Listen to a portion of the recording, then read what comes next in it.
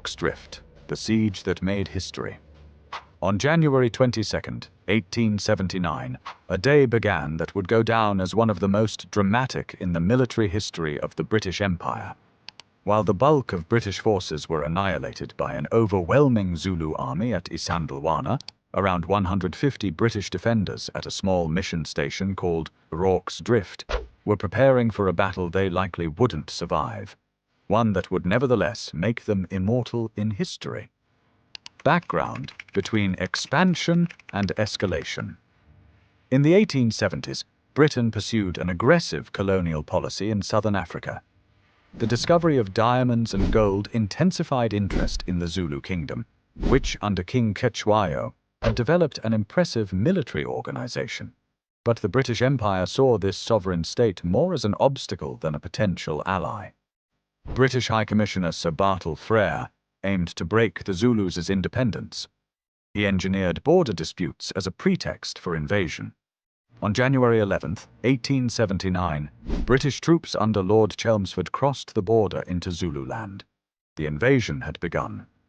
Chelmsford divided his army into 3 columns.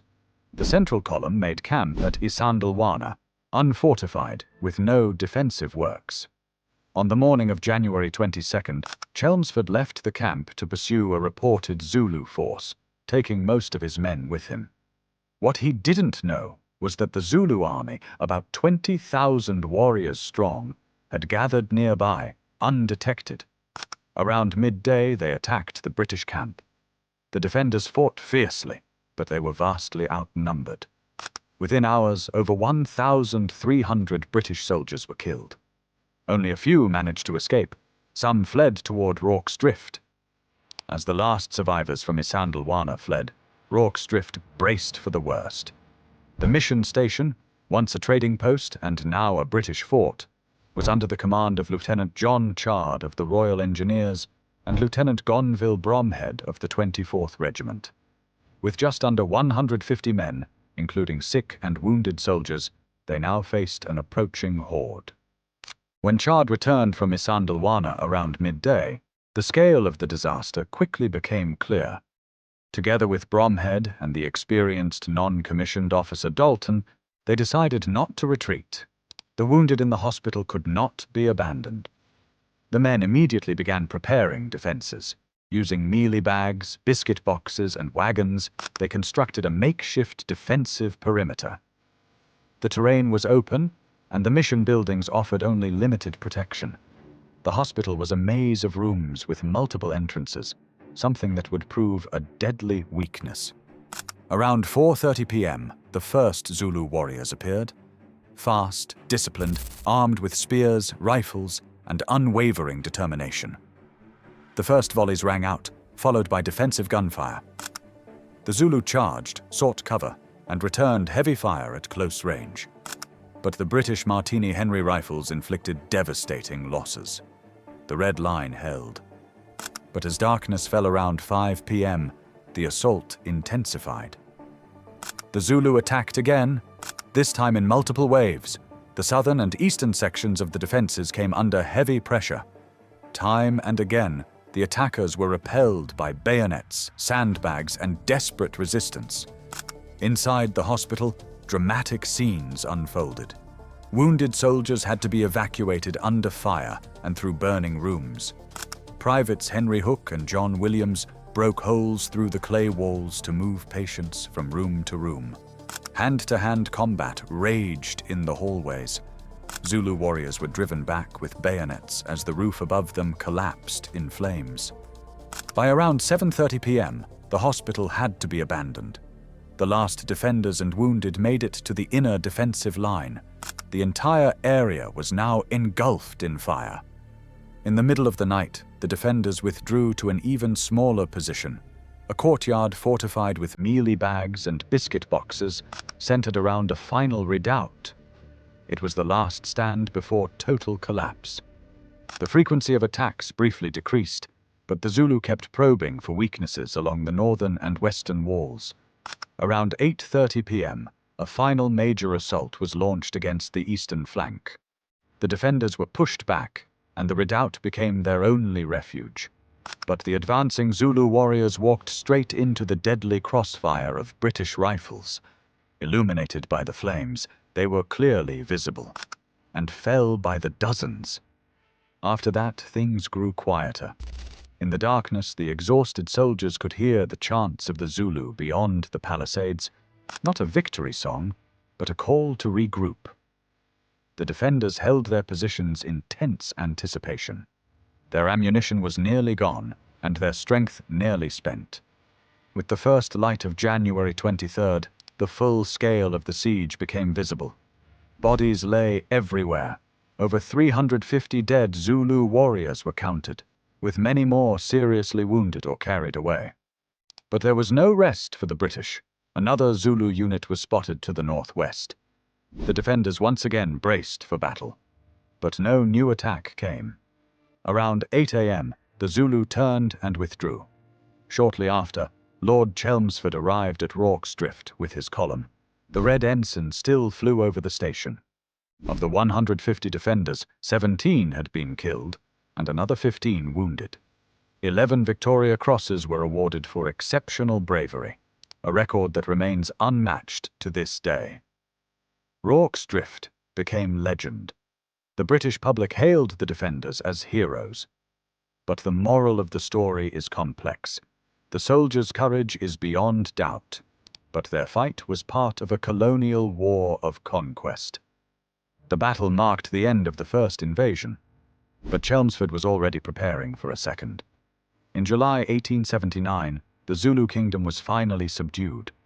King Cetshwayo was captured. British expansion had triumphed, but at what cost?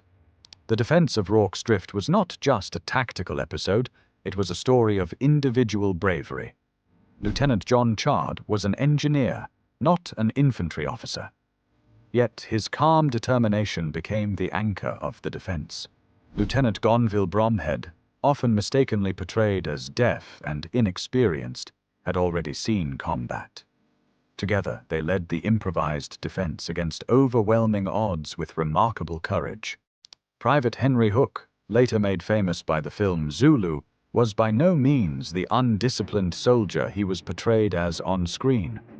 On the contrary, Hook was a model soldier and a lay preacher. Together with John Williams, he saved several wounded men from the burning hospital, risking his own life in the process. Equally extraordinary was the role of James Dalton, a veteran of the British Army who had volunteered for the commissariat. His military experience was crucial to shaping the defensive strategy. And not to be forgotten, Surgeon James Reynolds, who treated the wounded under continuous fire, refusing to seek cover. The Zulu warriors, led by Prince Dabula Manzi, relied on speed, courage, and numbers. Their classic formation, the Horns of the Buffalo, was designed to flank and encircle the enemy. At Isandlwana, this tactic had proven devastating. But at Rorke's Drift, it failed, not for lack of bravery, but because of the tight defensive perimeter, superior firepower, and the constraining terrain. It is important to acknowledge the immense courage of the Zulu warriors. Time and again, they launched frontal assaults despite taking heavy casualties. Many were unarmed with firearms, carrying only spears. They charged a fortified position, an act of valor that earned deep respect from many British soldiers. Despite the defeat at Isandlwana and the narrow defense of Rorke's Drift, the Zulu kingdom was crushed just months later in a second British invasion. King Cetshwayo was captured. The once mighty Zulu nation was dismantled under colonial rule and lost its political autonomy. Rorke's Drift became a myth within the British Empire. The defenders were hailed as heroes. It was a story of courage, discipline, and camaraderie, but also a stark reminder of the cruelty and complexity of colonial wars. To this day, the battle is studied at military academies. It stands as a textbook case of asymmetric warfare, of determined resistance despite being outnumbered, and of the importance of improvisation when plans fall apart. The Battle of Rorke's Drift is not just a military lesson, it's a symbol of the will to survive in the face of impossible odds. Military historians regard the defense as a prime example of successful improvisation under pressure. Despite minimal preparation, poor positioning, and overwhelming numbers, the defenders managed to organize a well-coordinated, courageous stand, a masterclass in tactical adaptability. For Britain, the propaganda value was enormous. While the disaster at Isandlwana had shocked the public, Rorke's drift offered a counter-narrative: heroic resistance instead of military failure. Newspapers ran stories for days, the names of the heroes became widely known, and even Queen Victoria honored the soldiers personally. In South Africa, the memory is more nuanced. For the Zulu, Rorke's drift was an act of desperate courage against a vastly superior colonial force. Many Zulu families still honor their fallen ancestors today. The battle symbolizes for them the beginning of the loss of their independence and the dismantling of their political order. The events at Rorke's drift thus shine a light not only on military discipline and bravery, but also on the darker side of imperial ambition and the cost of resistance. They remind us that history is written by both sides, with blood, courage, and remembrance. Share your thoughts in the comments below, leave a like if you enjoyed this story, and subscribe to our channel for more fascinating insights into the most gripping chapters of military history.